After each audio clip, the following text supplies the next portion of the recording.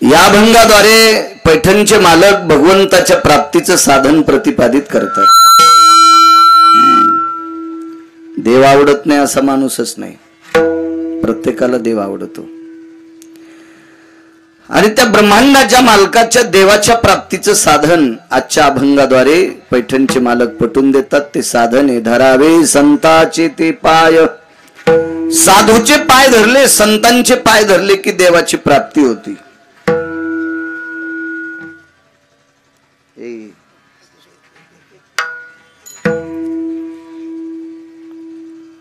देव आवडत नाही असा माणूस नाही। एखाद्या नालायकाला देव जरी नाही आवडत तर देवाची बायको आवडती। लक्ष्मी देवाची बायको ही आवडती गजमल दादा, पण ती एकटी आवडून फायदा नाही, ती एकटी येतच नाही। लक्ष्मी सहित शोभे नारायण, आणि एकटी ज्याच्या घरी आली त्याचा सत्यानाश केल्याशिवाय राहत नाही। विठाला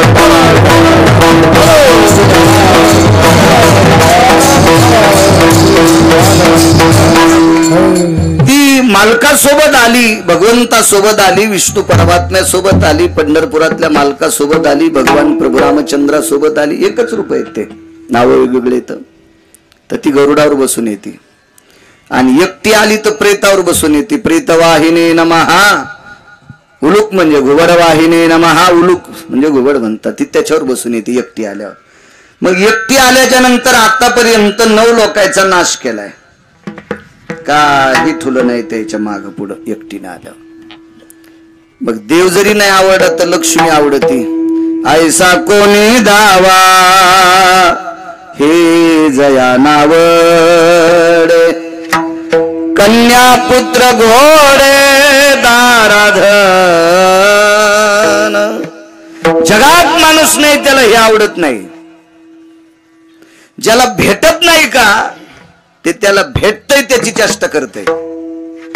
ज्याला मिळत नाहीत का ते ज्याला मिळते त्याचं इचकित आहे। हा भाग सोडून द्या, पण पैसा आवडत नाही असा जगात माणूस नाही। अहो घोड्यावर बसलेल्याला पैसा आवडल काही नवल नाही।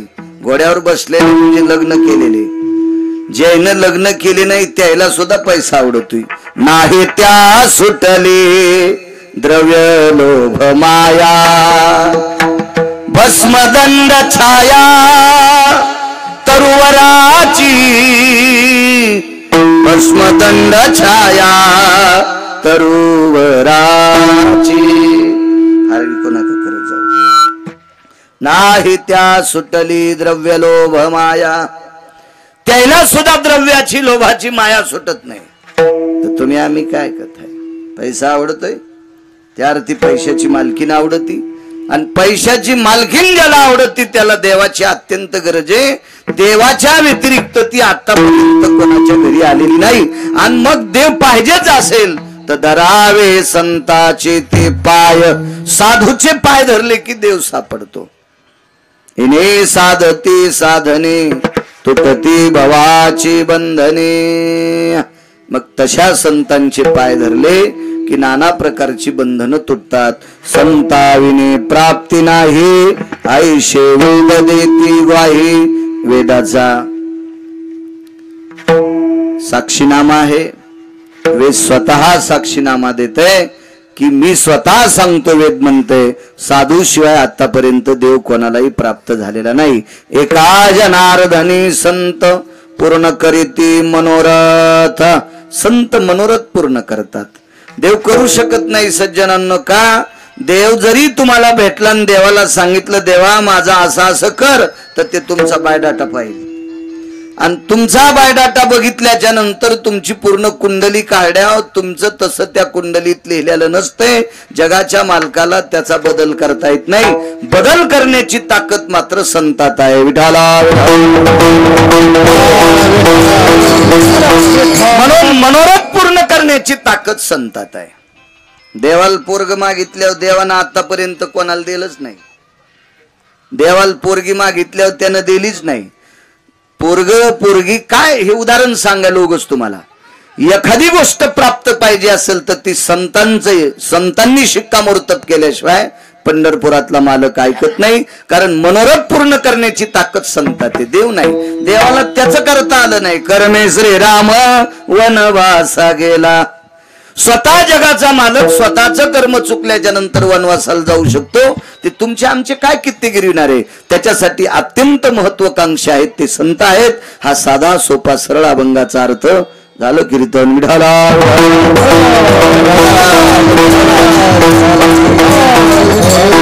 आजच्या कीर्तनाचं औचित्य मोठ्या श्रद्धेने, मोठ्या अट्टहासाने, मोठ्या असीम प्रयत्नाने, भावयुक्त अंतकरणाने चारोधाम यात्रा केल्या आणि ती यात्रा सफल झाली. देवादेवतेंचं, तीर्थांचं, साधू संतांचं दर्शन घेऊन ते बंद करा. ही यजमान मंडळी परत आले आणि तिथून आल्याच्या नंतर 4 पात्र दारात उठावी, अन्नदान व्हावा असा मानस या यात्रेकरूंनी धरला. कारण माऊंद तुम्ही आम्ही करतो ही नवी परंपरा नाही, जुनी परंपरा आहे. माऊली महावैष्णव ज्ञानोबराय आणि संत शिरोमणी नामदेवराय यात्रेला गेलते. यात्रेहून परत आल्याच्या नंतर मी याच्याकरता महिलांना म्हणतोय, पुढं पुढं सरका, मागच्यांना जागा नाही. मी काय मतदान मागायला आलो तुम्हाला का काय? काही सुधरत नाही याला, काय नाही. 100-200 हत्ती सांभाळावं आपण, तुम्हाला 2-4 जणीला सांभाळून सरका, पुढं सरका. अहो मागच्याला ऊन लागतंय, अंथरून नाही, आणि काय फायदा आहे तुम्ही 2-2 घंटे महादेवाला पाणी घालून? सर्दी होईन त्याला, वलाच करायलात नुसत्या. आणि कीर्तनात जर शेजारी कोणाला बसू देणं तर काय त्या महादेवाला कसं आवडून तुम्ही पाणी घातलेलं? सरका पुढं पुढं, सरका या म्हाताऱ्या पुढं. काय रानायत अशात बसतात का कुठं बी? लग्नात बसायला नाही टाकलं तर त्या युवाच्या नावानं आरडतात. इथं इतकं बसायला टाकलं त्या यजमानंतरी पुढं सरकणत. सरका, माग काय मंत्री येणार आहे का? सरका पुढं पुढं.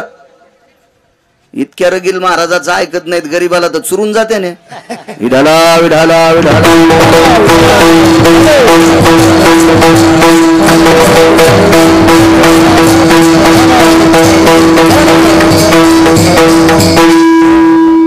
लय धट असतात, ते ऐकतच नसतात.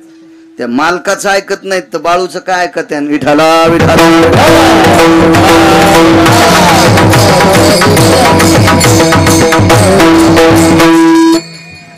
ए मधलं कटकरी जा रे, इट इट करून आतलं हे गर्दा कटकरी जाय, कशाला ठोच लोकायला ऐकायला.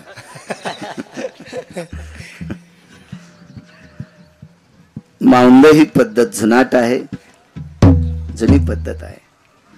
संत शिरोमणी नामदेवराय आणि माऊली महावैष्णव ज्ञानोबराय उत्तर भारतात ज्या वेळेला यात्रेला गेले, यात्रा करून आल्यावर प्रत्यक्ष माऊंद झालं. त्या माऊंद्यामध्ये विश्वाच्या मालकाची वर्णी होती. स्वतः जगाच्या मालकानं ते माऊंद केलं, विटेवरच्या मालकाने.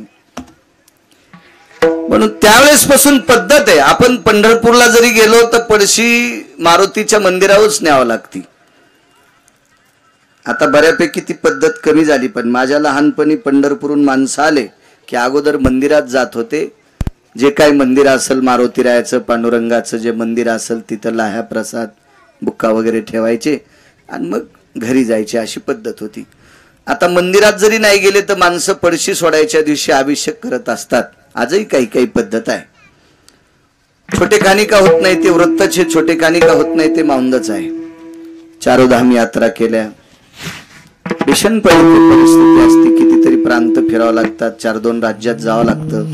आणि एवढ्या मोठ्या राज्यातला प्रवास करीत करीत करीत करीत हे भक्तगण सुखरूपरित्या ज्ञानोबराय तुकोबरायांच्या कृपेने, विटेवरच्या मालकाच्या कृपेने, भगवान शिवजीच्या कृपेने परत आले.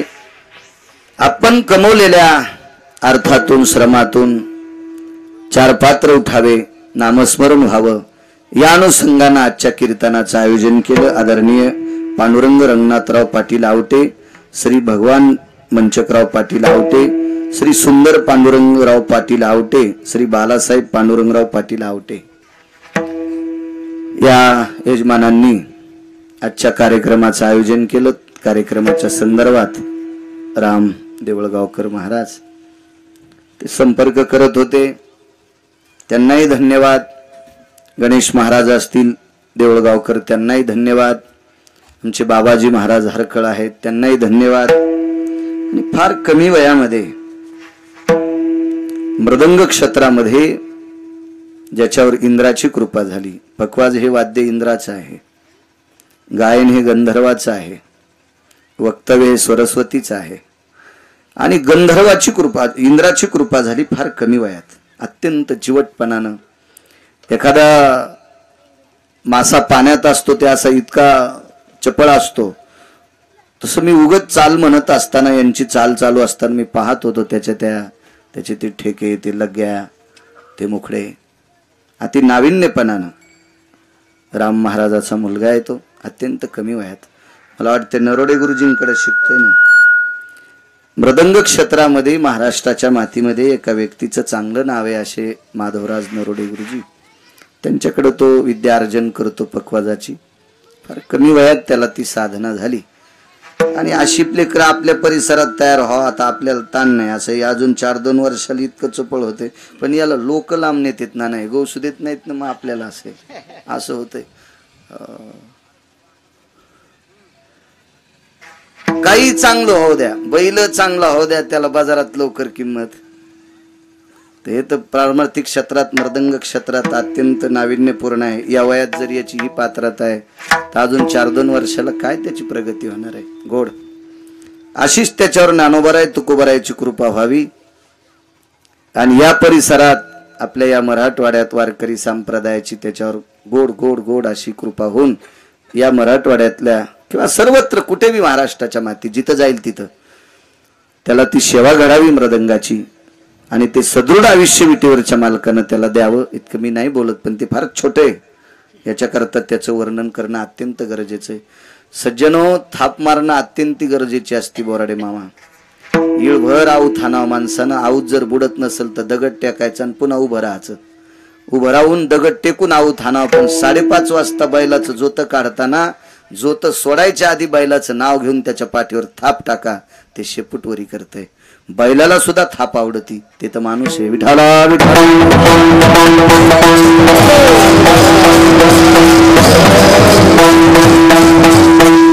आपला अमूल्य वेळ खर्च करून आलेली इष्ट मित्र सज्जन सखे पाहुणे राहुणे आणि माळसापूर ग्रामस्थ मंडळी, मायमावल्या, पुरुष आबाल वृद्ध सर्वांना धन्यवाद देतो. साऊंड सिस्टीम सुद्धा गोड आहे. गजमल दादा आहेत, बोराडे मामा आहेत, रोहिण्याचे नाना आहेत, पंकज घोडके आहेत, बोबडे मामा आदी करून सर्व मंडळी ज्येष्ठ श्रेष्ठ. आमचे महिन्याचे वारकरी पंडितराव हे मथार दर महिन्याला पंढरपूरला जाते, दर महिन्याला. हो, ही सगळी उपस्थित पाठीमागा असलेली वारकरी, मस्तक माझा पायावरी या वारकरी संतांच्या सुद्धा मामा आहेत आदी करून सर्वांना प्रणाम करतो. हरी अभंगा देतो. हरी प्राप्तेशी उपाय धरावे संताचे ते पाय. साधूचे पाय धरले की देवाची प्राप्ती होती. पण कोण्या साधूची? आमच्या सारख्यांची. साधू तेची संत, तेची संत,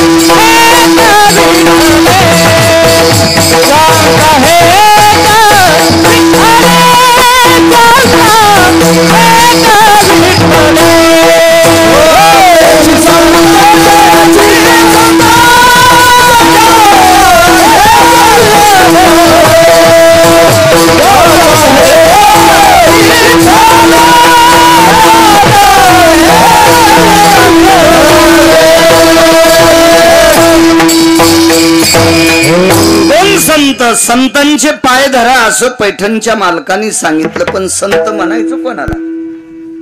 मोठाले माळी घालतात त्याला. पांढरे शुभ्र कपडे घालते त्याला, गंध मोठा पिठलं लावल्यावर लावते त्याला नाही, हे तर वरचे भूषण आहेत. टिळे टोपी माळा हे तर गवाळ वरच गवाळ. संत तेच ज्यांचं अख्खं जीवन देवाशी अविरत झालेलं आहे, देवाच्या व्यतिरिक्त त्यांना काही आवडत नाही, ती संत आहेत. आणि त्या संतांचे पाय धरले की देवाची प्राप्ती होती. विठाला विठाला विठाला.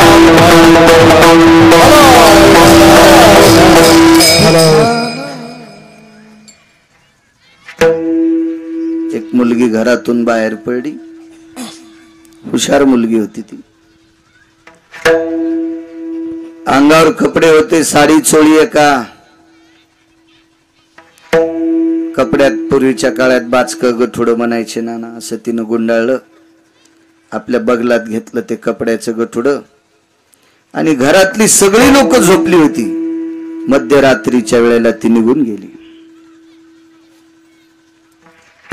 एखाद्या नालायका सोबत नाही, एकटीच गेली.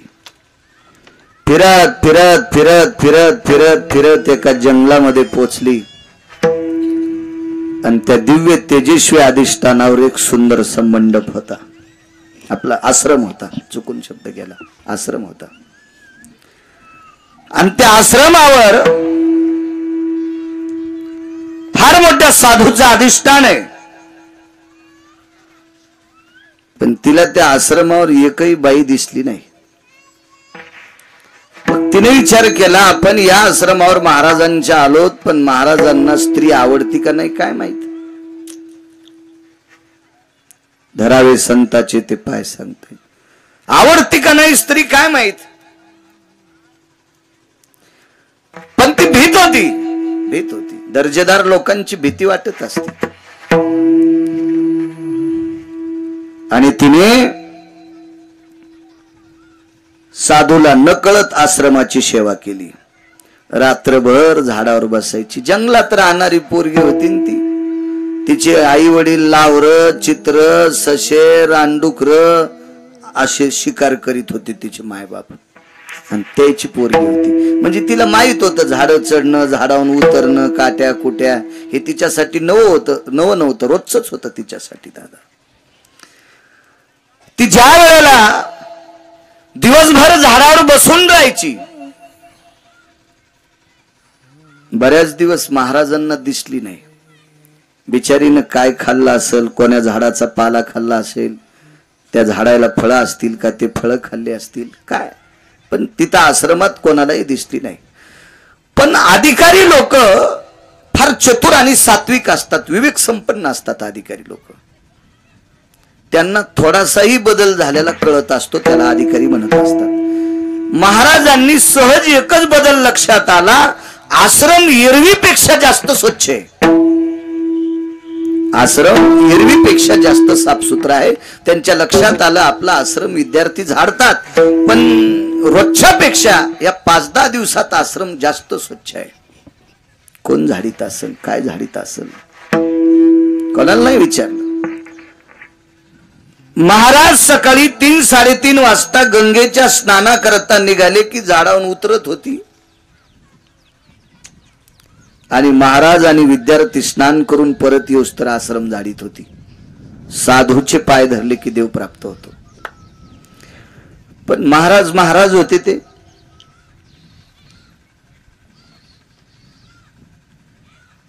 महाराज आंघोळीच्या निमित्ताने गेले, अर्ध्या वाटातून परत आले.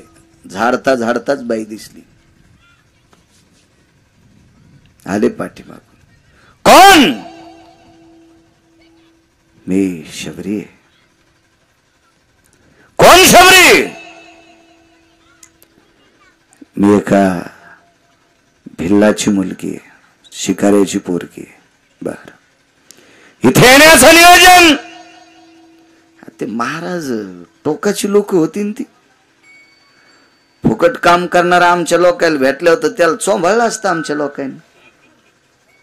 पण ही तसली लोक नव्हती ना. इथे येण्याचं प्रयोजन नियोजन काय काय सांगावं तिला. दादा तुमच्या पायाची सेवा करायची, म्हणजे आश्रम साफ करायचा. ठीक आहे. किती दिवस? यावत कायान प्राणान मुच्यते, जोपर्यंत या शरीरात प्राण आहे तोपर्यंत तुमच्या आश्रमावरची सेवा करीन. टस टस टस टच महात्म्याच्या डोळ्यातून पाणी आलं. आशीर्वाद दिला बाई. ब्राह्मी मुहूर्तावर वचन दिलं, आश्रमाची सेवा करील. किती दिवसापासून आश्रम जाळतेस, तुला पंढरपुरातल्या मालकाची भेट होईल. गेलं म्हातारं आंघोळीला. ते म्हातारं काय मंदिरात बिड्या वाढणार होतं का? तंबाखू खाऊन इकडे तिकडे कोपऱ्यात थुकणार होतं का? मंदिरात पत्ते खेळणार होतं? सप्त्याला दम नाही, भागवताला दम नाही, रामायणाला दम नाही, कीर्तनाला दम नाही, आणि नालायक लोकांचा नालायकपणा अजून काही कमी नाही. सुरूच आहेत त्याचे. अहो चांगले चांगले टचर हो काही काही गावामध्ये, त्याच्या गौऱ्या पुढे गेल्या तरी ते मारुतीच्या मंदिरात पत्ते खेळतात. हा, देवाला यम इतका मारीन त्या भडव्याला की इंचभर जागा शिल्लक होणार नाही लाल करायची. कोण्या नरकात टाकाव देवाला सुद्धा कळणार नाही ह्या नालायकायला. विठाला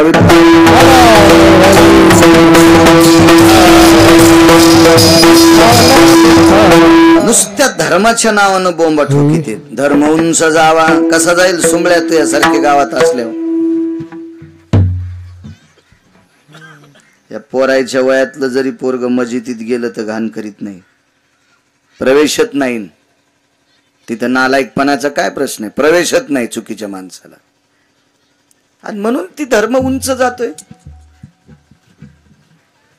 शेजाऱ्याला जर एकरी 80 टन ऊस झाला असेल तर त्याच्या ऊसात म्हशी घातल्यावर आपला ऊस वाढत नाही. त्यानं कसे खत घातले त्याच्या दिडीनं आपल्याला खत घालावं लागतील, तेव्हा आपल्या ऊसाचा ॲव्हरेज येईल. आपल्याला सरळ सवय त्याच्या ऊसात मशीन बैल घालणे, तसा कसा वाढन तो असुंबळे? तसा धर्म सुद्धा उंच जाण्यासाठी आपल्या धर्मातल्या काय त्रुटी येतात त्या दुरुस्त करावं लागत असतात. त्याच्याशिवाय धर्म उंच जात नसतो. सात्विक सदाचारी पुण्यशील म्हातारे आशीर्वाद दिला. रोज आश्रम झाडत होती. रोज रोज रोज रोज आश्रम झाडणं संपलन. महाराज आंघोळ करून आले की 5-50 फुटाहून साष्टांग दंडवत घालायची. दर्शनाची ताकद. का दर्शनाची प्रशस्ती पुण्यपुरुष. आळंदीतल्या मालकांचं वाक्य. पुण्यपुरुषाच्या चरणावर साष्टांग दंडवत. फार दिवस दर्शनाची साधना झाली,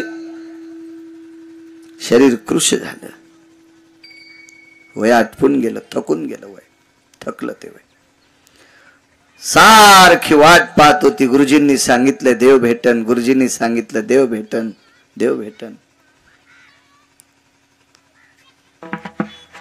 तशा परिस्थितीत आश्रम झाडायची. आश्रमाच्या बाजूला लहानशी पर्णकुटी केलेली. त्या पर्णकुटीत चिंतन करायची, गुरुजीचं चिंतन करायची, देवाचं चिंतन करायची. एके दिवशी जगाचा मालक प्रत्यक्ष आले. जगाच्या मालकाला इतकं दुःख होतं त्या दिवशी. त्याची बायको हरपली होती.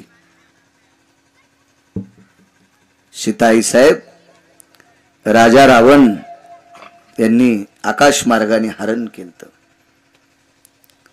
एवढं दुःख प्रभू रामचंद्राला. तरी पण लक्ष्मणजीला घेऊन शबरीच्या आश्रमावर पोचले. शबरी होती ती. मला जशी खुर्ची बसायला टाकली तशी शबरीनं प्रभू रामचंद्राला एक स्फटिकाची शिळा बसायला टाकली होती. स्फटिकाची.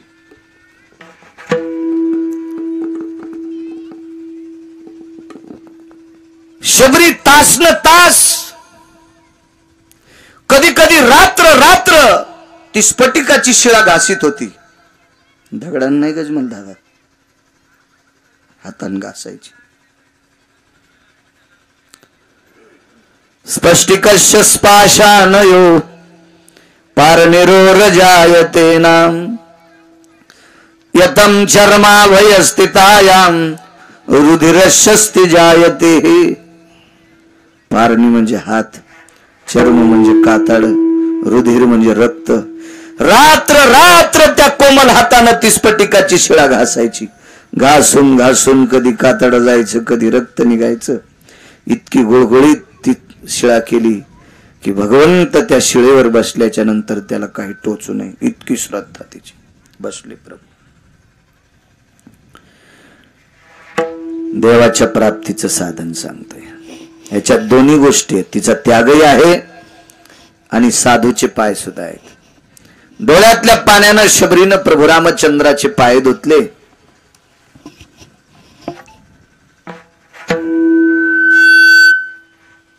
डोळ्यातलं पांढरं पाणी पायावर पडत होतं आणि पायाला घासलेलं पाणी लाल होऊन खाली पडत होतं. वाकून पाहिलं तर देवाच्या पायाला जखमा झाल्या. सहन झालं नाही. सहन झालं नाही. प्राण सोडून द्याला. तिचे येणे जाणे खुंटले. कारण सांगतो, प्रभू रामचंद्र वनवासाला चाललेत हे कौशल्याला माहित आहे. रडल्या कौशल्या आई साहेब, त्याबद्दल दुमत नाही. रडल्या, इतक्या रडल्या कौशल्या आई साहेब की अयोध्येतली भूमी पाजरत होती, अयोध्येतल्या भिंती पाजरत होत्या. रामासाठी इतक्या रडल्या. प्राण नाही सोडा गजमल दादा. 8व्या अवतारात ज्या वेळेला कृष्ण परमात्मा जन्माला आले आणि वसुदेव भगवंताला गोकुळात घेऊन जात होते, त्यावेळेला देवकी सुद्धा रडली हो. तिला माहित होतं आपलं पोरग दुसरीकडे चाललंय. ना जीव नाही दिला. चेंडूच्या निमित्तानं यमुनेच्या डोहात स्वतःहून देवानं उडी मारली. ही त्याला माहित आहे. लोकायला कुठं माहित आहे? यमुना डोई बुडाला ग. भगवान कृष्ण परमात्मा यमुनेच्या डोहात बुडाले. त्यावेळेला यशोदेनं यमुनेच्या कडेला शोक केला, प्राण नाही दिला. पण देवाच्या पायाची जखम बघितल्याच्या नंतर शबरीला सहन झालं नाही आणि त्याच वेळेला प्राण सोडा. तिचे येणे जाणे कुंटले. मग गोलोकातली जागा दिली. पुढचा प्रसंग नकोय आपल्याला. वाईट याचा विषय नाही. आपल्याला संतांचे पाय बघायचे. ते आसन प्राप्त झालं. तिथल्या ऋषीमुनी योगी तप्यांनी विचारलं, कागबाई काय केलंस तू इथे येण्यासाठी? साधना 3 आहेत. एक नामाची साधना आहे, एक तिचा त्याग आहे आणि महत्वाची साधना आहे संतांचे पाय. इथे येण्याचं नियोजन, आयोजन, प्रयोजन काय झालंय तुझं? कशा करता? कशी आलीस तू? काय साधना केल्या? काहीच साधना केली नाही. महर्षी मतंगांचे पाय धरले. दृष्टांत संपला. राजे हो, लावरं चित्र सशे धरणाराची पोरगी मतंग नावाच्या साधूचे पाय धरले की तिला देवाची प्राप्ती, जंगलात स्वतः जगाचा मालक भेटायला येतो आणि गोलोकाचा अधिष्ठान देतोय. इतकी संतांच्या पायात ताकद आहे. म्हणून पैठणचे मालक पहिल्या कडव्यात म्हणतात,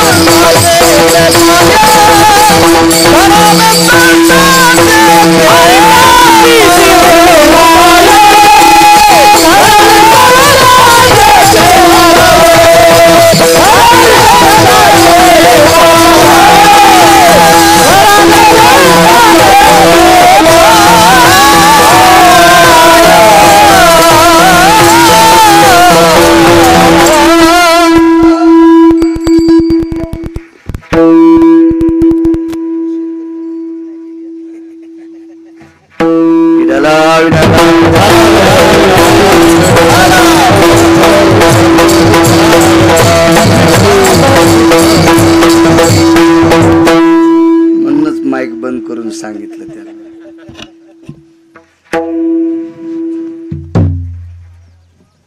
काय ताकद, इतकी मतंगाच्या साधूच्या पायात ताकद आहे महात्म्यांच्या. त्या बाईने पाय धरल्याबरोबर जगाचा मालक सापडला. एक बाई फार अधिकारी होती रोहण्याची नाना. 5 पतिव्रतेपैकी जास्त अधिकारी होती गजमल दादा. तिचं नाव होतं चंद्रसेना. नवऱ्यासाठी अमृत प्राप्त करणारी बाई. भारतात नाही पृथ्वीवर जितके देश आहे ते सर्व देशात एकच होती, फक्त चंद्रसेना. चुटकी वाजून सूर्याला सांगत होते तू आहेस तोपर्यंत विधवा होणार नाही. दर दर हालत होत ते, दर दर हालत होत. एवढी अधिकारी बाई.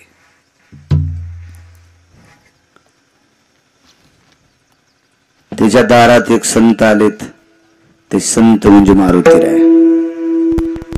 बाई किती अधिकारी, दोन्ही गोष्टी पहा. आणि बाईला जगाचा मालक कोणाच्या प्राप्तीने होतो हेही पहा.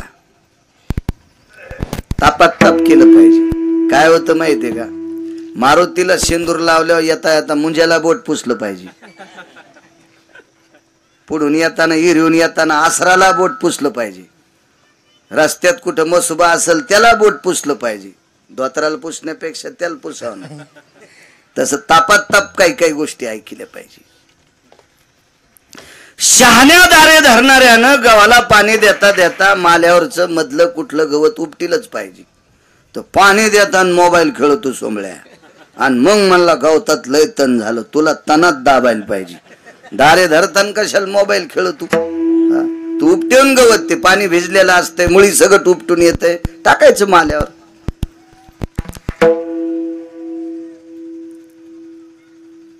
मारुतीराय तिच्या दारात गेले आणि मारुतीराय अंगणात असे लोळले. तिच्या लोळले. रिकाम आहे का ते संन्याशी कोणाच्या दारात लोळायला. लय अधिकारी संन्याशी. त्या संन्याशासारखा संन्याशी जगात कोणीच झाला नाही. कोणीच नाही, कोणीच नाही. त्या संन्याशासारखा वारकरी पण कोण नाही. तो वैष्णवा माझी अतिश्रेष्ठ. पैठणचे मालक म्हणतात येऊनी जन्मला मरकट. तो वैष्णवा माझी अतिश्रेष्ठ. हनुमंत म्हणावया कनिष्ठ. ऐसा पापिष्ट कोण आहे. ते दया करते. मला एक आठवते, माझं कीर्तन होतं एकदा इथं. रे सुजा होतं एकदा कीर्तन. आणि त्या कीर्तनात स्पीकर बांधायला का लाइटिंग लावायला एक पोरग वरी गेल तर शिखरावर. आणि तिथून आपटलं ते पोरग. काय नाही झालं त्याला. हो, परत दिवशी आमचा पाहुणा तुरी इकायला गेला तर आडतीत नाना त्याचा तुरीहून पाय घसरला. तो गुडघा बी फ्रॅक्चर झाला आणि हात मोडला. तुरीहून घसरला आडतीत, तुरीहून घसरलं, तुरीहून ते शिखरावून पडलं होतं पोरग. मी होतो ते, त्या दिवशीच कीर्तन होतं माझं, मला आठवतंय. तेव्हापासून मग पुन्हा आज आलो. नाही नाही येत जाईन ना ते. असतात कधी कधी तुम्ही एसटीत आधी बसल त्याला जागा. योग छान. याही वर्षी सप्ताह छोटेखानी गावे खरंच. माझं एक मत आहे, ज्याला सकाळपासून उजेड पाहिजे का त्यानं दिव्याची वात बारीक ठुली पाहिजे. टेंबा केला की उजिडलंय मोठा होतो, पण पाठच्याला तेल संपत आहे आणि ती काजळीनं का नाही सरे डोळे नागपुड्या काळ्या होत्या.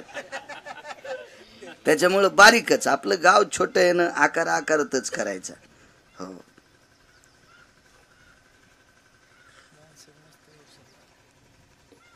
हल्याच्या टकरीत नारळ फुटत येत दोन्हीच्या मुंडक्याला बांधल्या. आणि सप्ता करणं म्हणजे टक्कर थोडीच.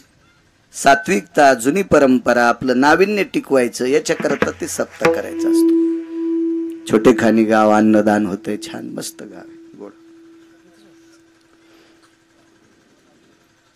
योग असा आला, मारुतीराय तिच्या दारात लोळले. ते मारुतीराय होते. मारुतीरायला तिचा अधिकार कळाला. मारुतीराय लोळण्याचे कारण दोन होते. एक तर ती बाई पतिव्रता होती. पतिव्रतेच्या पलीकडचं टोक, नुसती पतिव्रता नाही, पतिव्रतेच्या पलीकडचं टोक.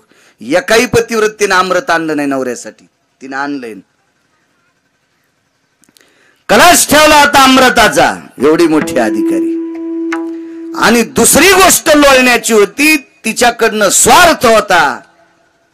तिला विनंती केल्यावर पंढरपुरातल्या मालकाचा प्राण वाचत होता, प्रभू रामचंद्राचा प्राण वाचत होता. नाही तर तिचं नवरं वाचू देत नव्हतं रामचंद्राला. इतकं दाढ होतं ते रावण. 4 रावण झाले ना, त्याच्यापैकी एक रावण तिचा नवरा होता. लोळले. तो रावण मृत्यू पावला. प्रभू रामचंद्र आले. मारुतीरायला बघितलं. आणि देव किती चतुर आहे बघा. देव चतुर. देवानं मारुतीरायाचं अंग झटकवायचं निमित्त केलं. अंगाला धूळ लागली होती अशी, असं केलं. आणि मारुतीरायनं तिकडं तोंड केलं की लगेच ती माती अशी कपाळाला लावली मारुतीरायाच्या अंगची. आता ते मारुतीराय म्हणजे बुद्धिमतान वरिष्ठम. थोडासा कडक मोठा करा आवाज, विकू नको, फक्त मोठा करा. छान आहे साऊंड सिस्टीम. मारुतीरायने विचारलं, प्रभू तुम्ही माझ्या अंगाला चिटकलेली धूळ कस काय कपाळाला लावली? नाही म्हणले, मी तुझं अंग झटकिलं. आणि तू कशा करता लोळाशा अंगणात? तुला काय गरज होती इथं लोळायची? हे का वाळवंट आहे का काय? अरे मातुडे या बाईच्या दारातलं, राक्षसाचं गाव आहे, कशाला लोळला? तर प्रभू रामचंद्र म्हणले, देवा माझं जाऊ द्या बाबा, पण आपण दोघंच येत. सांगलं ते पांगलं, नाही सांगलं ते चांगलं. मला सांगा ना तुम्ही, माझ्या अंगाची धूळ तुम्ही अंगाला कशी काय लावली? पाणी आलं हो डोळ्यातून. हनुमंता, तू अशा दारात लोळलास, त्या दारात पतिव्रतेचे पावलं खेळलेले इथं. 34 नायिकेपैकी एका नायिकेचे पावलांनी पदस पुनीत झालेली ही भूमी आहे. भूमीची ताकद असते हो, फार मोठी ताकद असते. जिथं संतांचं वास्तव्य आहे, जिथं सात्विक सदाचारी पुण्यशील स्त्रीचं वास्तव्य आहे, ती भूमी पवित्र असते. ती पवित्र भूमी असते. किती पवित्र! तुकोबारायच्या दारात एकदा चोर आले. तुकोबारायच्या दारात चोर आल्याच्या नंतर थंडीचे दिवस होते, कडकड हिवाळ्याचे दिवस होते, आणि चोराच्या अंगावर अशी चादर होते. ते अंग झाकून गिकून घेतलेले असे चादर होते. आणि तुळशी वृंदावनाच्या बाजूला जो वट्टा होता, त्या वट्ट्यावर तुकोबारायच्या घरातली लेकरं झोपलेली होती. ती थंडीचे दिवस, पांघरायला एकच होतं. ताकद किती असती जागेत, एकच पांघरायला असल्यामुळं, थंडी वाजल्यामुळं ते ओढत होतं. यानं ओढलं की ते उघडं पडायचं, आणि त्यानं ओढलं की हे उघडं पडायचं. आणि चोर तर चोरी करायला त्यांच्या दारातून चाललीत. ही परिस्थिती पाहिल्यावर चोरायच्या लक्षात आलं, इथं काय पैसे नाहीत, पांघरायलाच नाही ती आरती, घरात पैसे कुठून आले? तर तुकोबारायच्या दारात जात असताना जाग्याचा महिमा किती मोठा आहे, त्या जागेची ताकद किती मोठी आहे गजमल दादा. चोर हा चोरी करायला जाणारा व्यक्ती, पण तुकोबारायच्या पदस्पर्शाने, जिजाबाईच्या पदस्पर्शाने पुनीत झालेली ती भूमी, त्या भूमीत आल्याच्या नंतर चोराचा भाव बदलला नाना, आणि त्यानं अंगावरचं चादर तुकोबारायच्या लेकराच्या अंगावर टाकलं. इतका जागेचा महिमा असतो. भूमीची ताकद असते, ताकद आहे भूमीची. राजे हो, कोणी काही केलं असतं ना, इतके लोक पैसे आले तर ते दुसरं पंढरपूर तयार करू शकतात. आता पंढरपूरला काय मंदिर आहेत? याच्यापेक्षा सोन्याचे मंदिर गोराडे मामा करतील लोक. पण चंद्रभागा नाही करता येणार एखाद्या सुमळ्याला. ती कशी करता येईल? त्याच्या बापाची जागीर आहे चंद्रभागा करायला, आणि ती फक्त तिथंच आहे. म्हणून जावा तिथंच लागेल. त्याच ठिकाणाला महत्व आहे, त्याच ठिकाणाला. राजे हो, काशीतल्या सारखं मंदिर कुठेही करता येईल. गया नावाची गंगा नाही आणता येणार, चक्रपुष्करणी तीर्थ नाही आणता येणार, मणिकर्णिका तीर्थ नाही आणता येणार. हे कसं आणता येईल? मंदिर करता येईल तुम्ही, बाकी करू शकत नाहीत. त्या जाग्याचं ते अधिष्ठान स्थान महात्म्य असते, ते तिथंच असते, तिथंच असते. कपिलांची मंदिरं सोन्याच्या कपिलाच्या मूर्ती करताल. पण समुद्र तिथं नाही ना आणता याचा, ते तिथंच आहे. म्हणून त्याच जागेवर कपिलाची मूर्ती शोभेल. त्यावेळेला सौभाग्यवती स्त्रीनं तिथंच जाऊन वाण द्यावा. त्या 3 दिवसाकरता सागर स्थिर असतो, ते तिथंच. ते तुम्हाला करता येणार नाही. हे पैशावाल्यानं नाटकं करायचे नाही, बुद्धिवाद्यानं नाटकं करायचे नाही, विज्ञानवाद्यानं नाटकं करायचे नाही. ते ज्यानं ठरले ते बरोबर ठरवतंय, तुमच्या कोणाच्या हातात नाही. स्थानाची ताकद आहे. प्रभू रामचंद्राच्या डोळ्यातून पाणी आलं आणि हनुमंता, अरे या मातीला एका तात्विक सात्विक स्त्रीचे पाय लागलेत रे, ती माती कपाळाला लागावी, गरज आहे. मारुतीरायानं सांगितलं, देवा मी तुमचं भजन करतो, मी तुमचा पाईक आहे, तुम्ही जगाचे बाप आहात, तुमच्या कृपेशिवाय विश्वातली कुठली गोष्ट होत नाही. तर तुम्ही पतिव्रतेचे पावलं लागलेली किंवा सात्विक सदाचारी स्त्रीचे पावलं लागलेल्या ती धूळ कपाळाला लावतात. तुम्हाला एवढी गरज आहे, मी तर तुमचा सेवक आहे, म्हणून मी लोळलो ना, म्हणून लोळलो मी, म्हणून लोळलो. काम 2 बघा आता याच्यात. फायदा चंद्रसेनेचा पण आहे आणि फायदा मारुतीरायाचा पण आहे. कारण चंद्रसेना सुद्धा एक साध्वी स्त्री आहे आणि मारुतीराय संत आहेत. स्त्रीला साध्वी म्हणावं लागतंय, पुरुषांना साधू म्हणायचं. ती साध्वी आहे. तिच्या दर्शनानं, तिच्या पायाच्या अंगाच्या लावलेल्या पायाच्या धुळी रजकणानं मारुतीरायाला उपाय सुचला आणि जगाचा मालक वाचिला. हा मारुतीरायाचा फायदा. पण तिचा फायदा किती? ती कधीपासून विष्णूची आराधना करायची. स्वप्नात देव नाही. अमृत जिंकायची ताकद, पण स्वप्नात देव नाही. चंद्र सूर्य तोपर्यंत वैधव्य येणार नाही ही ताकद, पण स्वप्नात देव नाही. मारुतीराय बघितल्याबरोबर बाईनं लोटांगण घातलं. त्या दिवशी दिवस माळ होता, देवच दारात आला. त्या दिवशी दिवस माळ होता, देवच दारात आला. पण 7व्या अवतारात मर्यादा पुरुषोत्तम प्रभू रामचंद्र एक पत्नी व्रत होतं, नियम होते, साधना होत्या. याच्याकरता तिच्या अंथरणावर जाता नाही आलं, तिच्या अंथरणावर नाही जाता आलं. मधला जो काय प्रकार झाला तो सोडून द्या. मारुतीरायाला विचारलं, हनुमंता तू ज्या वेळेला दारात आलास, माझ्या दारात लोळलास, मी पाहिलं होतं तुला. माझ्या अंगणातल्या धुळीची काय ताकद असेल ते तुला माहित आहे नाही, मला काही समज नाही. पण तुझ्या पायात काय ताकद आहे मला माहित होतं, याच्याकरता लोटांगण घातलंय. 1000 वर्ष चिंतन केलंय. आज तुझ्या पायामुळं घरात जरी नाही आला तर बघायला भेटलाय. तर मारुतीरायाने सांगितलं, बाई या अवतारात जरा बंधन आहे म्हणून घरात नाही आला. लक्षात ठेव, माझ्या पायाची ताकद वाया जाणार नाही. तू नुसती भेटीची अपेक्षा काय करते? पुढच्या जन्मात तुझा पती होणार आहे, नवरा होणार आहे. आणि खरंच जगाच्या मालकानं या चंद्रसेनेला द्वापार युगात लग्न केलं. ताकद कोणाची आहे? मारुतीरायाच्या पायाची. म्हणून पैठणचे मालक पहिल्या कडव्यात म्हणतात, हरिप्राप्ती शिव पाय, हरिप्राप्ती शिव पाय, हरिप्राप्ती शिव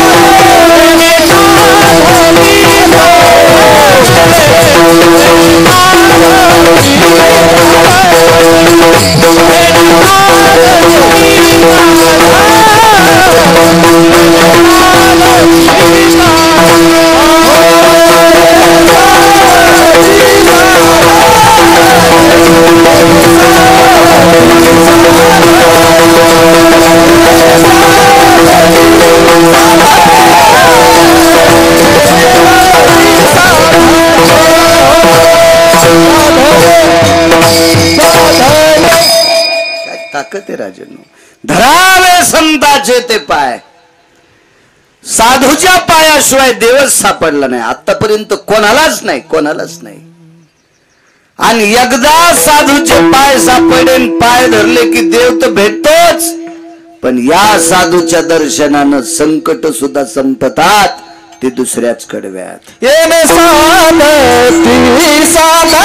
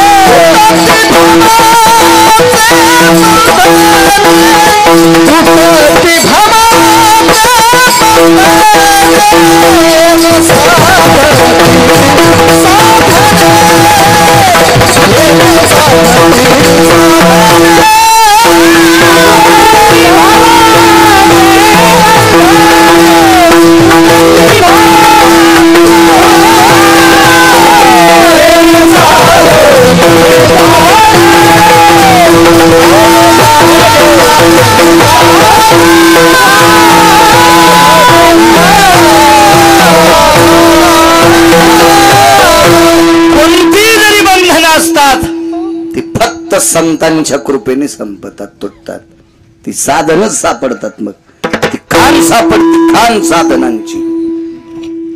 हेने साधती साधने, संख्या जरी नाही, किती पण साधनं सापडतात. ती फक्त संतांच्या पायात ताकद आहे. म्हाताऱ्याला राग आलाय का?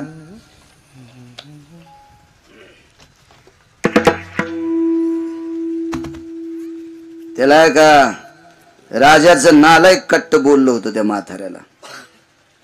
नालायक कार्ट होतं, बुजदिल होतं, भडवं. आणि ते बोललं त्या म्हाताऱ्याला. ते म्हातारं भीष्माचार्य काय ताकद.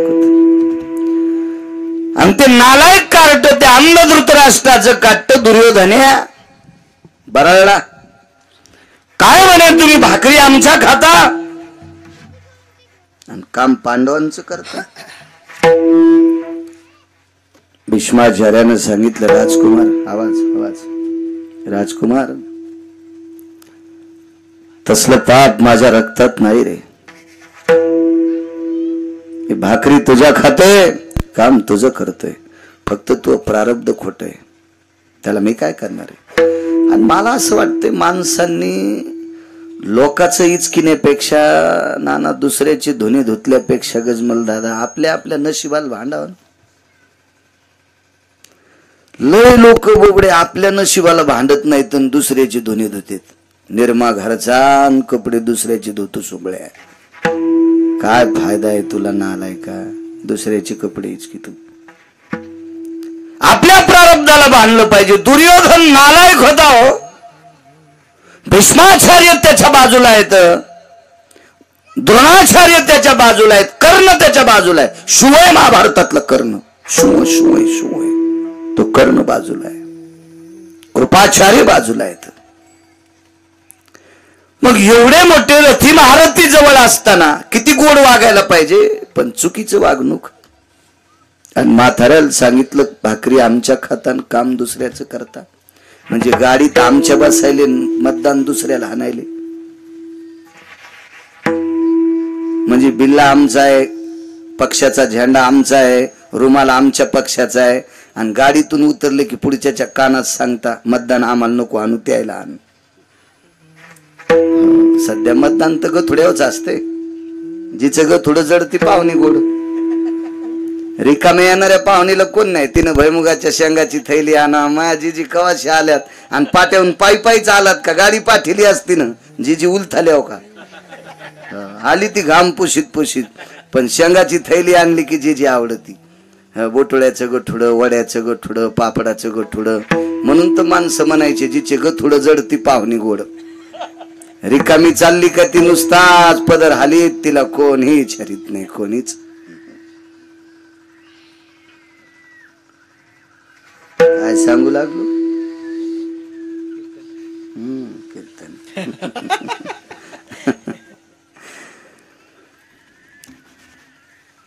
नालायक दुर्योधन दष्ट आहे, दष्ट आहे. राग आला मथऱ्याला आणि मथऱ्यानी पण केला. उद्या सकाळी निष्पांडवी पृथ्वी केली, एक पी जिता ठेवणार नाही पांडव. हुशार म्हातार होतं ते, अधिकारी म्हातार होतं. महाराज त्या म्हाताऱ्याच्या ताब्यात यम होता. बोराडे मामा यम होता, यम यम यम होता, यम. 7 लोक मरत नाहीत, ते चिरंजीव, त्यांच्याकडे यम येत नाही. पण या चिरंजीवापेक्षा श्रेष्ठ कोण असेल तर भीष्माचार्य होते. इच्छा मरणी होते, मरायचं नाही तर नाही, आणि मरायचं चल यमा घेऊन जाय, ही ताकद भीष्माचार्यात. आणि पण केला, उद्या दुपारी एकही पांडव शिल्लक ठेवणार नाही. इतकं नाचू लागला दुर्योधन. पांडव त्याचे सख्खे चुलत भाऊ होते. पा घरातले मेल्यावर जे दिवाळी करीत होता तो दुर्योधन आरामखोर होता. पांडव आणि कुंती जळाली असं कळाल्यावर त्यानं दिवाळी साजरी केली. इतका नालायक दुर्योधन होता. मला वाटतं आजही दुर्योधनाच्या वंशाचे लोक आजही शिल्लक आहेत, आजही शिल्लक आहेत. काही कळत नाही त्यांना, एखाद्या याच्या गोष्टी पाहिजे कळत नाही त्यांना खुर्चीसाठी. आजही दुर्योधनाचा अंश आहे आपल्याकडे. इतका आनंद वाटला उद्या सकाळी म्हातारं एकाही पांडवांना जिवंत ठेवत नाही.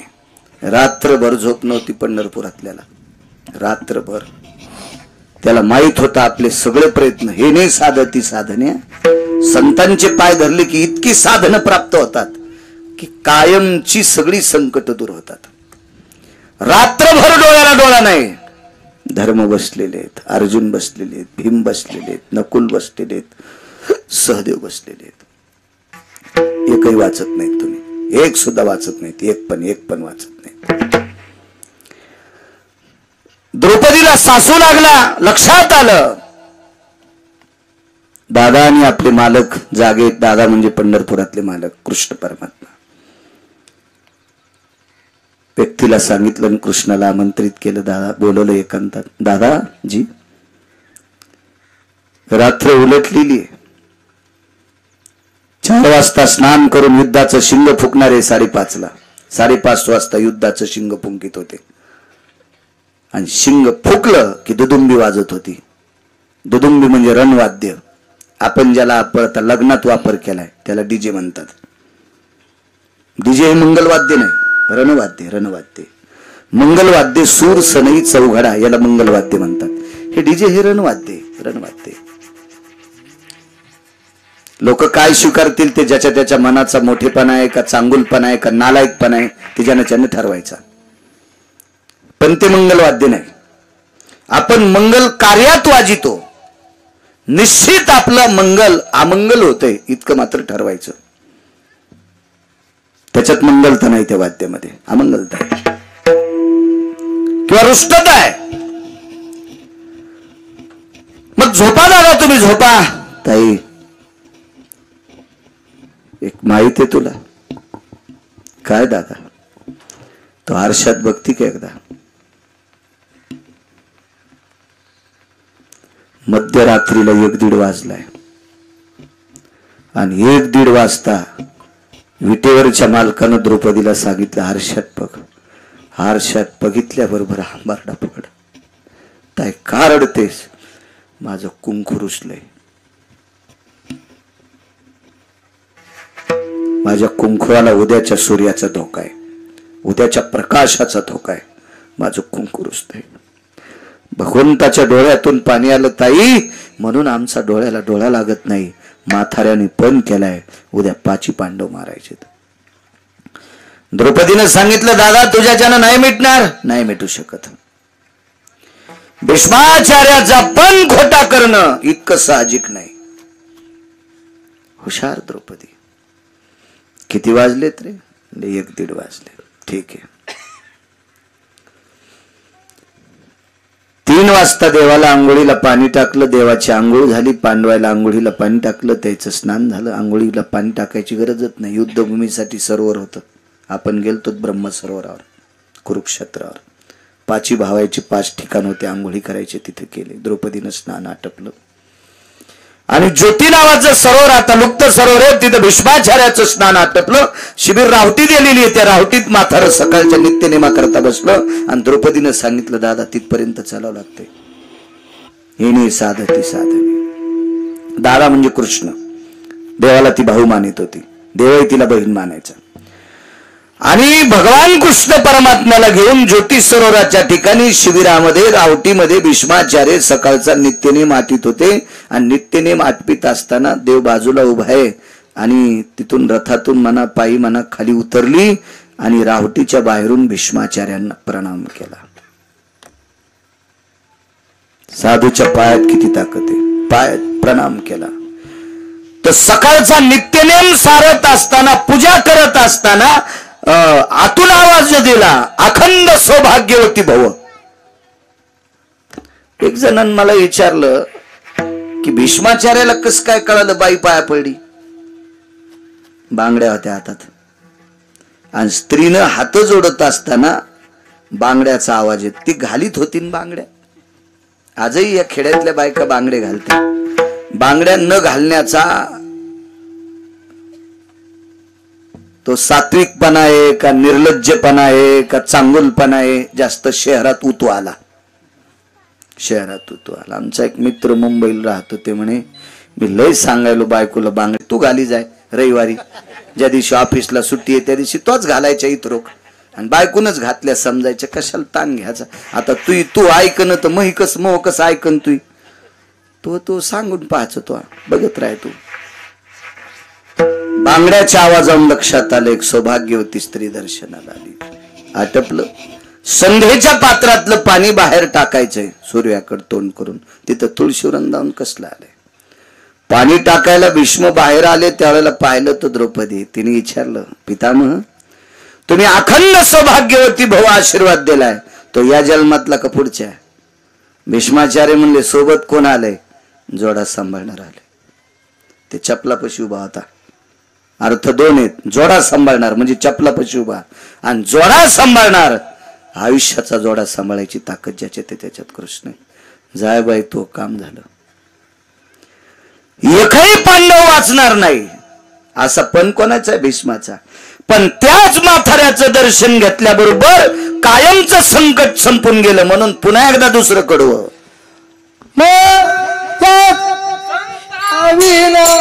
येणे साधती साधने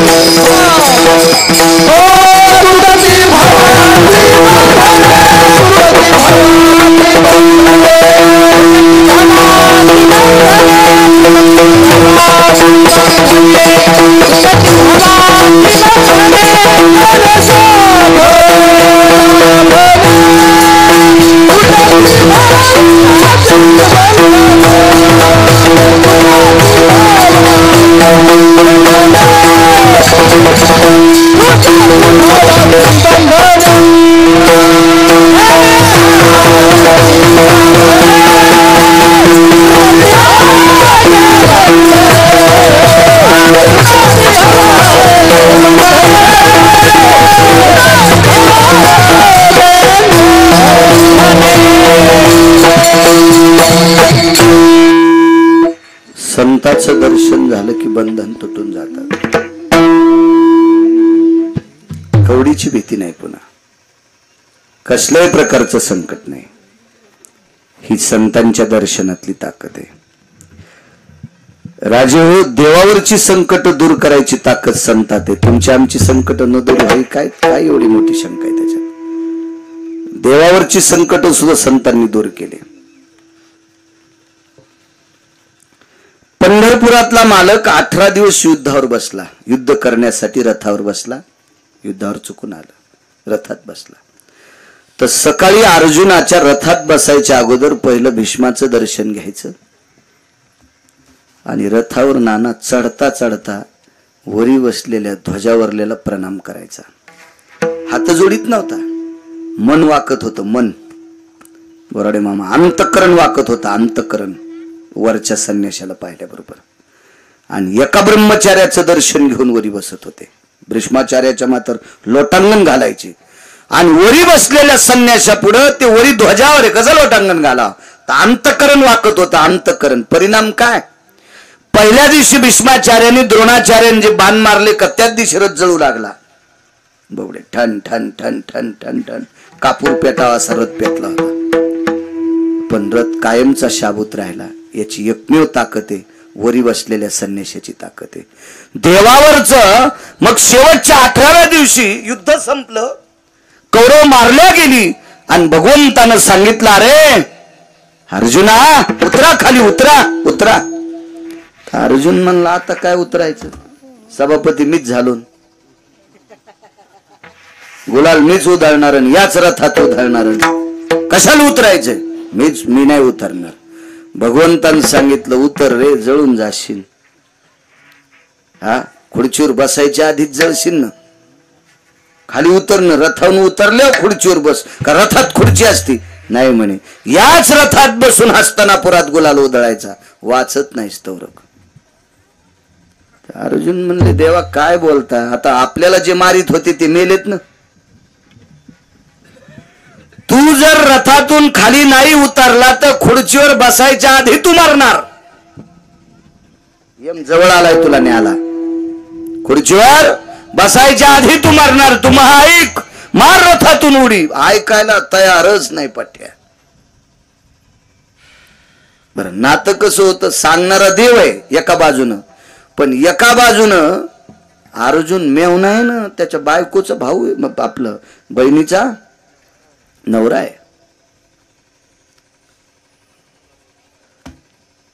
आणि अर्जुनाच्या बायकोचा भाऊ देव आहे. त्याला नातं एकीकून लहान आहे, केस त्याच्या हातात आहे. देवानं सांगितलं अर्जुना, देव म्हणून सांगतोय तरी ऐक ना. नाही म्हणले, आता शत्रू संपलेले आहेत. नाईलाजानं कृष्ण परमात्म्याने अर्जुनाला ढकलून दिलं ना, आपण उडी टाकली आणि या दोघांना खाली उडी टाकली की वरच्यानं उडी हाणली, ठण ठण ठण ठण रथ पेटला. अर्जुनानं सांगितलं बापरे, याला कोणी इस्तू लावला? पहिल्याच दिवशी लागला होता म्हणले, पहिल्या दिवसपासून इस्तू लागलाय. मग आता लोक कस काय नाही जळाला? वरी बसलेल्या महाराजामुळं. ते मूर्तिमंत शंकरू मारुतीराय होते ते. कल्पना करा, ज्या संतांचं सानिध्य युद्धभूमीच्या सानिध्यात, युद्धभूमीमध्ये ज्या संतांच्या छत्राखाली छायेखाली अर्जुन आणि जगाचा बाप आहे, यांच्यावर कायमचा अस्त्राचा वर्षा होता, शस्त्र होते, नाना प्रकारचा वर्षा होता, संकटच होती. याही याच्यातून जर वाचली असतील तर ती संतांची ताकद आहे. एने साधती साधने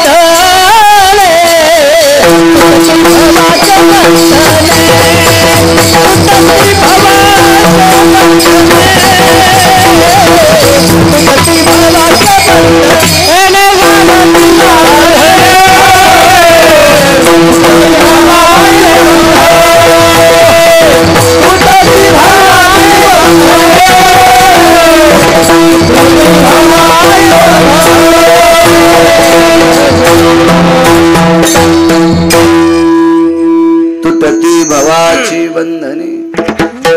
कितीतरी पुरावे आहेत, संतांच्या कृपेशिवाय बाकीची बंधनं तुटत नाहीत. विठोबा रखुमाई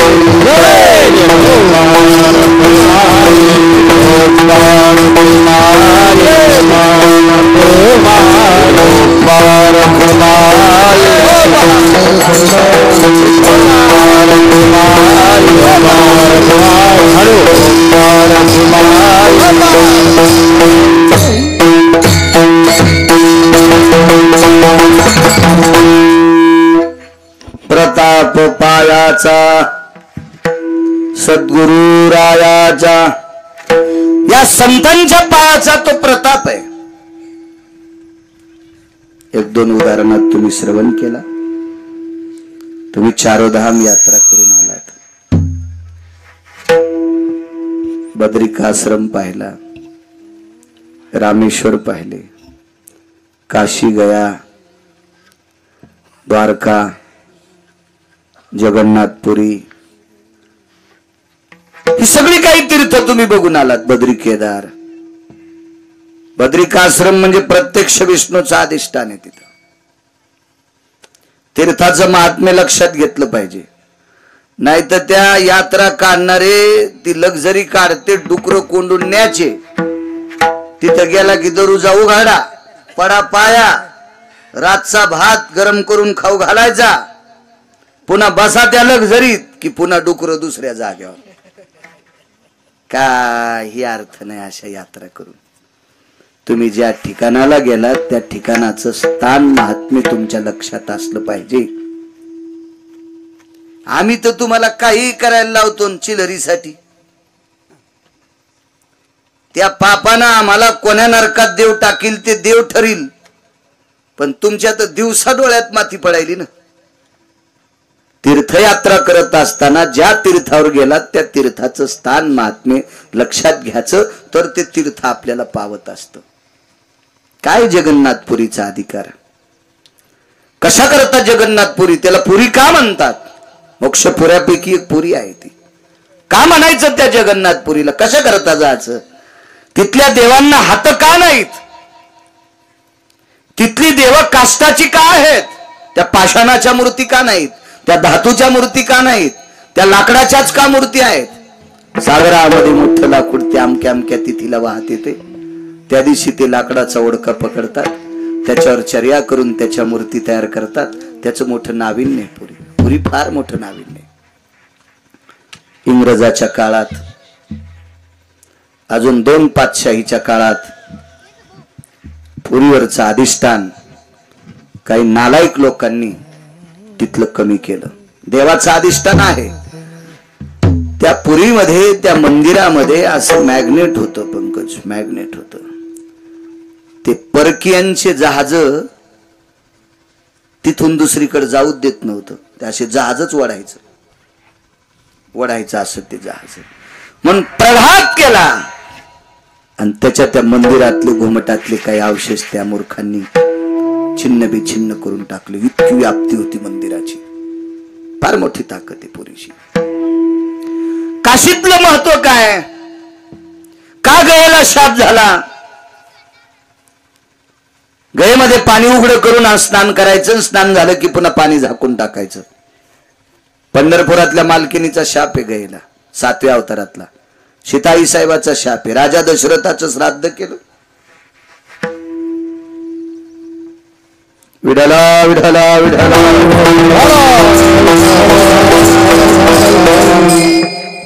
राजा दशरथाचं श्राद्ध केलं, पिंड तर्पण केलं. त्या पिंडावर केतकीचं फुल वाहिलं. विचारलं प्रभूने, बाबांचं श्राद्ध मी आटपलंय, काही काळजी करू नका. कोण म्हणतोय तू श्राद्ध केलं? साक्षीला गाय होती, तिथेच होती गाय. गायीनं होकार दिलाच नाही हो, म्हणून गायीला इतकी गाय आपल्या संप्रदायात पवित्र आहे, पण ती तोंडानं मल भक्षण करती, तितका शाप आहे. कितकी नावाचं फुल. तुम्ही गहू जर सगळाच वाळला ना, कोपऱ्या कापऱ्यात वला असला की गहू कापायला सुरुवात करायची, म्हणजे तो बांधायला कामी येत असतो. त्या गव्हानं मग पेंड्या बांधायच्या. आणि 4ही कोपऱ्यातला वाळल्यावर मग का धोतर फाडायचं, का साडीच्या चिरकाळ्या, मग केकताड आणत असते. केकताड तर त्या केकताच्या काट्यावर एक फुल येत असतं लाल रंगाचं, आणि पितराला बोराडे का फुल लालच लागते. अरक्त पुष्पम समर्पयामी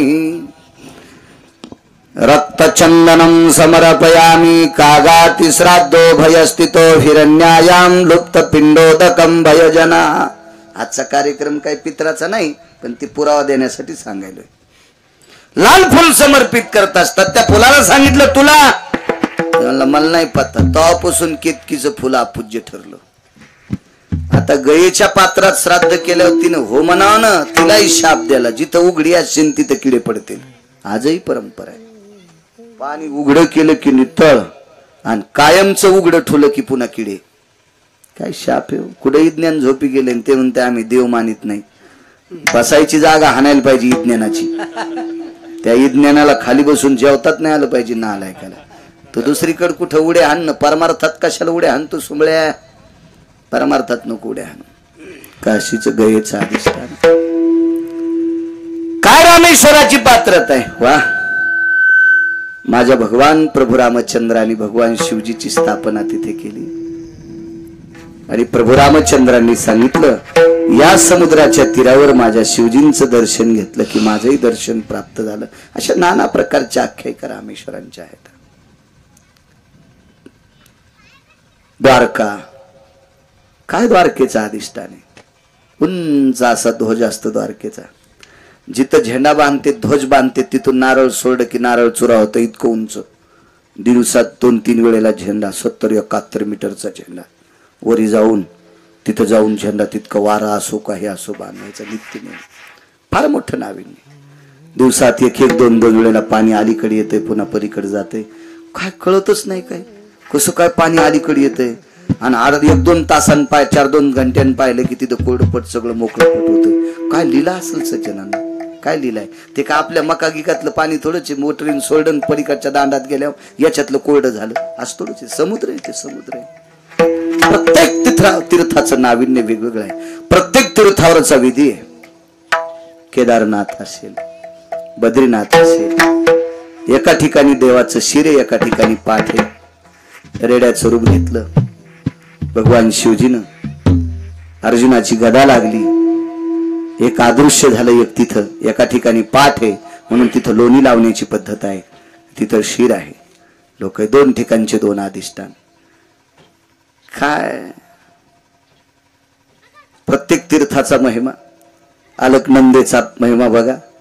मी अजून एकही तीर्थ पाहिलं नाही तरी पाहणाऱ्यापेक्षा जास्त सांगतो.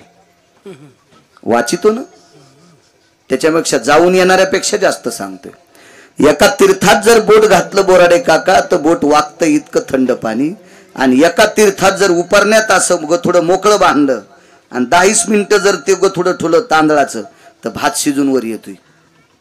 त्या गठोड्यात भात शिजतो इतकं पाणी गरम आहे आणि बाजूला पाणी इतकं थंड आहे. काय लीला असेल. कुठेही ज्ञान झोपलं इथं.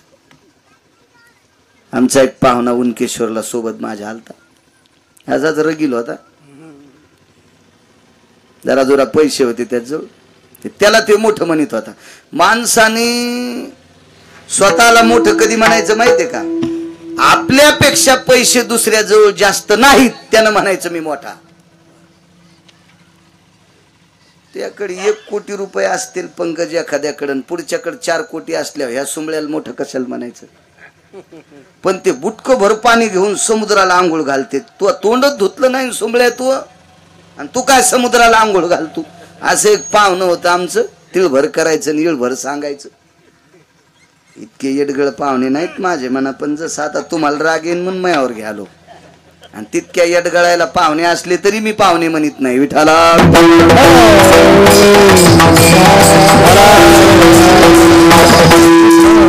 ते नेला आपलं ते उनकेश्वरला माहूरचं दर्शन घेतलं. आम्ही गेलतो 4-2 वर्षापूर्वी दर्शन घेतलं आणि मग उनकेश्वरला गेलोत.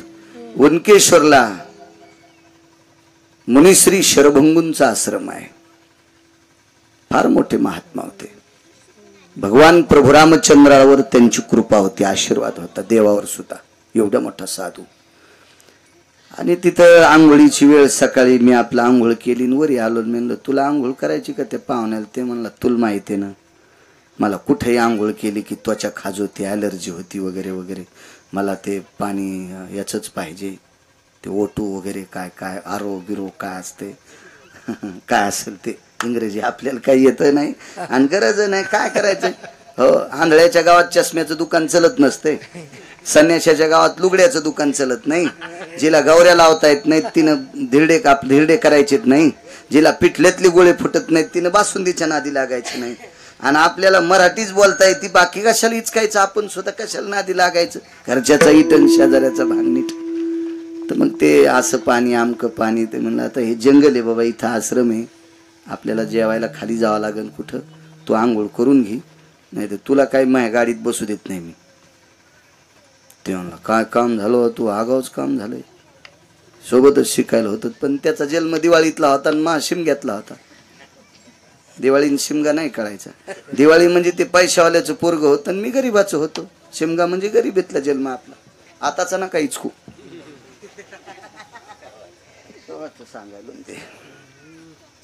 पण मी त्याला ढकललं. थंडीचे दिवस होते बोराडे मामा. मधात गेल्या होते बाहेरच येणं. म्हणला बाळू पाणी तर गरम आहे. कोणी केलं? म्हणलं तुया मेवणीनं.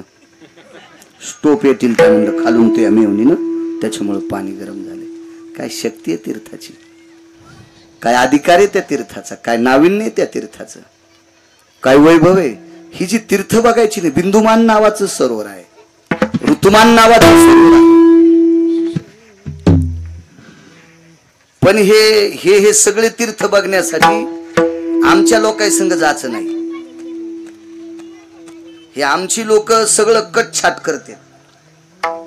फक्त खपक्या देवायचे नाव टाकी देत, म्हणजे मोठ्याल्या गावायची. हे मधलं जे बाजूचं आहे का चट खपके चट कट करून टाकायचे. मोठ्याल्याच कंसानं जेवारी होत असते का, आणि बारकी कंस फेकून देत असतात का? मोठ्या कंसाच्या याला जेवारी होईल, पण ते चिपाट खात नसते, ते चिपाट खापके असते. बारक्या कंसाला जेवारी कमी होईल, पण चिपाट बारीक असते. बैल लय खाते ते बारीक पान. ते खपक्या चिपाट फणसालेलं हे झालेलं ते खात नाहीत. म्हणून काही कोणाच्या कामी, काही कोणाच्या कामी सोडून द्यायचं नाही. बारके बारके देव सोडून देते. ते म्हणतात त्याला बारक, ते बारके नसते, त्याला अनन्य साधारण महत्व असते. अहो ते बिंदुमान नावाचं सरोवर देहुतीनं स्नान केलं. त्या स्नानाच्या पुण्याईनं कपिल जन्माला आला. कपिलाने सांख्यशास्त्र केलं. 6 शास्त्रापैकी सांख्यशास्त्र कपिलानं केलं. काय ताकद असेल. अहो एका तीर्थाच्या पुण्याईच्या पात्रस्थित बळावर एक न्यायशास्त्री जन्माला आला. त्याचं नाव आहे गौतम. 10 न्याय केले. 10. आपल्या न्याय व्यवस्थेत अर्धा न्याय वापरला जातो, अर्धा. हस्ती कविटन्य न्याय जर न्याय व्यवस्थेत 100% वापरला, तर या भारत देशातल्या स्त्रीवर अत्याचार करणाऱ्या हरामखोराला 3ऱ्या दिवशीचा सूर्य पाहता येत नाही. इतकी त्या न्यायशास्त्रीची ताकद. अशी काही असे नितांत काही श्राद्ध तीर्थ येतं. हे जे तुम्ही तीर्थ जेवढे तुमच्या योगानं तुम्हाला पाहायला भेटले असतील ते तुमचं नशीब. आता सगळं पाहणं शक्य नसते, त्याच्यासाठी स्वतः 4-5 जणांनी मिळून जायचं. म्हणजे आता एखाद्या लक्झरीत एखाद्या महाराजासोबत गेलं, ते आपल्यासाठी कशाचं थांबत होतं? शक्य नाही, त्याला थांबता येणं शक्य नाही. त्याच्या त्या खर्चात ते पूर्ण होणार नाही, त्याची सुद्धा काहीतरी अडचण असते. मग आपल्याला ज्याला शक्य असेल त्यानं 10-5 जणांना मिळून जायचं, बघायचं, थोडासा वेळ काढायचा. कारण हे तीर्थ पाहिल्याच्या नंतर माणसाचा अभिमान संपत असतो. म्हणून यात्रा करायच्या असतात. हे जोपर्यंत आपण बाहेर फिरत नाहीत का तोपर्यंत अभिमान संपत नाही. आमची इथे एक माणूस होता, त्याला 80 खण माळवत होतं. आम्ही गेलो त्या एका गावाला लग्नाला, 80 खण माळवत होतं. त्या गावाला लग्नात गेलो ना, अक्षिदा टाकायच्या टायमाला, ते वाटायच्या टायमालाच पाऊस आलं. हर म्हणले आता बंद करा, थांबा, पाऊस उघडू द्या. पण ते काही उघडलं नाही. मग मंदिराला सभा मंडप नव्हता. गाव पैशावलं होतं, पण ते म्हणलं मारुतीला कुठं पोरं होते तर, आणि त्याला काय करायचं, लय मोठं मंदिर, मारुतीला थोडेच पोरं होते. मी म्हणलं सुंबळ्या मारुतीला पोरं होत नाहीत, पण त्या पोरीच लग्न कुठं पैठणच्या तळ्यात करतो का? लागतं ना पाहुणे रावणे बसायला सभा मंडप मोठा असल्यावर. त्या गावात तसं मंदिरही मोठं नव्हतं. मग एक जणाच्या 5-6 खण जोडणी होती. मग ते सोकवाने त्या 2-3 करवाल्या. महा नंबर लागला. मी लहान होतो जरा, बारीकशी पाचर याच्यावानी घुसलो मधात, टाकल्या अक्षिदा. तर ते आमच्या गावातलं म्हणलं बाळू, हे लग्न जर आपल्या गावात असतं तर आपल्या 80 खण जोडणीत सगळं वऱ्हाड बसलं असतं. मी म्हणलं हे जरा फुगलं गडे, हो पंधडातल्या बेंडकीवानी. काही माणसं बोलूच देत नाहीत. आडकीता ठेवून द्याला आणि दाढानं सुपाऱ्या फोडल्या. अरे म्हणलं आडकी त्यानं फोडणं सुपारी नाही. म्हणलं आपल्या दाढालय पकायचं झालं दुसऱ्या दिवशी बोचर. म्हणजे आडकीता ठेवून देऊन दाढानं सुपारी. असे काही लयत नाद असतो ना. ते इळभर सांगायचं माझ्याकडं असं. अरे तू येडपट हेस. तुझ्याकडे जितकी संपत्ती आहे तितकी काय काय लोकांचं मात्र आहे. काय येड्यावानी इचकी तू आपलं. फिरल्यावर माणसाचा अहंकार संपत असतो. फिरल्यावर अहंकार संपतो. राजे हो, रावणाचे 269 किलोमीटर लांबीचं भिताड होतं सोन्याचं. उंची 11.5 फूट आणि रुंदी 4.5 फूट. 2 फुटाचा कोपरा तोडा तर 35 वेळेस आमदार रावण. कोणाची माय येली त्याच्या विरोधात फॉर्म भरायची. हे तीर्थयात्रेत पाहिले आपण. भांगाऱ्याला मोजतो का मग गजमल दादा? आमच्याकडे 150 एकर जमीन. तू अंगावर घेऊन खाली मर. आम्ही 700 एकर वाले पाहिले. तू 150 एकर वाला काय येड्यावानी उड्या आणायला काय नसतं एवढं. याच्या करता माणसं मग ते 80 खण जोडणीवालं कहा म्हणायचं, बाळू त्या लग्नात कसं झालं रे, तू चढ भिजला होतास, मी भिजलो होतो. आम्ही गेलो ते एकदा पुण्याला, याला मुंबईला कीर्तनाला तर मग ते म्हणे मला बी जाचो डोळे तपासायला. त्यानं आपलं दुसऱ्याच्या चंद्राचं बोट घेतलं, मारुतीला लावलं. म्हणजे आमच्या कीर्तनाच्या निमित्त त्याचे डोळे तपासले. गेलो तिथं तर मग ते डोळे गेले तपासले. डॉक्टरनं मग नाव ऐकलं. म्हणलं मी बाळू महाराज. बरं कीर्तन घेतलं. माझा तपासलं की पासलं दादा पदशीर. बाहेर आल्यावर मी आणलं, हे बघता का? ते म्हणलं बाळू हे लाईट गीट दिसायली बाबा. काय रे काय? मी म्हणलं घर आहेत. काय बोलतो बाळू? त्याची टोपी मागच्या मागच पडली ती. बरं ती डबल घ्यावा तर गटारात पडली. ते त्या दिवशीच होंड झालं. नुसते ते मुंबईतले 52 मजले पाहिल्यावर त्याच दिवशी होंड बोडकच, टोपी मागच पडली. मला म्हणला बाळू आणि त्या वरच्या मजल्यावर कशाने जा? तिथं का विमान जातं का? मी म्हणलं जायचं का तिथं? काय बाबा पडड्या गिड्या. मग तिथं बी पाहुणं राहत होते. त्याला फोन केला, म्हणलं आम्हाला चहा घ्या, पाजू नको बापा. ते तसं पाजीत बी नव्हतं कोणाला. ते मोठं नंबरी होतं. ते त्याच्या बापाचं श्राद्ध घालीत नव्हतं. तर मला कसं चहा पाजीन ते? मी म्हणलं फक्त मला खालच्या मजल्यावर वरच्या मजल्यावर. काय महाराज? मी म्हणलं काहीच नाही बापा, आमच्या संघ फुगीर दोडकाय. आणि मग लिफ्ट मध्ये बसलो की दणकन वरी गेलो टेरिसवर. मी म्हणलं वरून पाय. मी म्हणलं आपली 80 खण जोडणी तुया पाय पडतो म्हणला, पण मरण पण आपल्या जोडणीचं सांगणार नाही. मरुस तर आता पुन्हा जोडणीत नाही. मेल्यावर तीच उपसून मला त्याच्यातच जा, पण आता माया 80 खण जोडणीचं सांगत नाही. हे कवा गर्व जिराला त्याचा फिरल्याच्या नंतर मुंबई पाहिलं. तसं तीर्थयात्रा बघत असताना माणसाचे नाना प्रकारचे अहंकार संपत असते.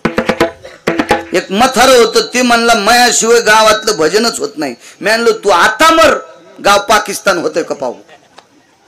कसं गाव पाकिस्तानी होईल? याच्या माग किती मेलेत. भजन थोडंच बंद पडले.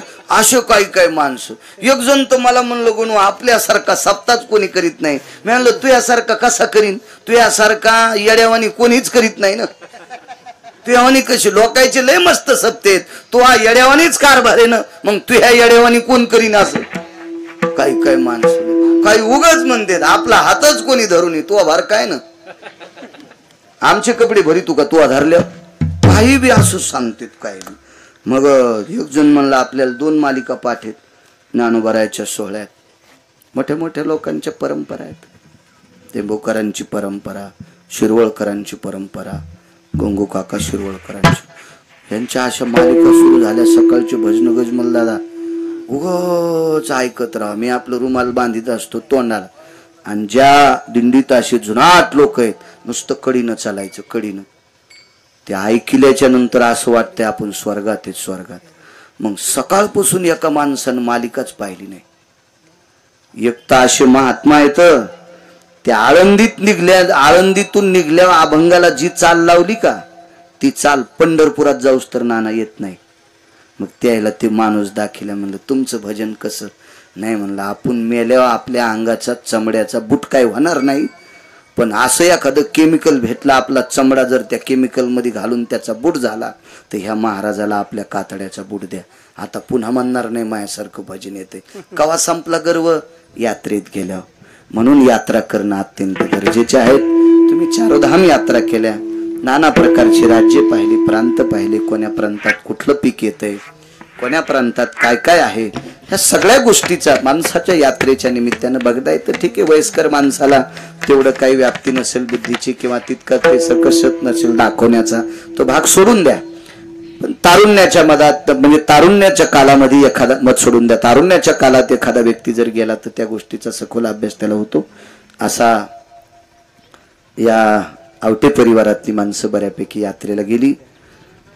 आणि आजचा कार्यक्रम ज्यांनी आयोजित केला, श्री पांडुरंग रंगनाथराव पाटील आवटे, श्री भगवानराव मंचकराव पाटील आवटे, श्री सुंदरराव पांडुरंग पाटील आवटे, बाला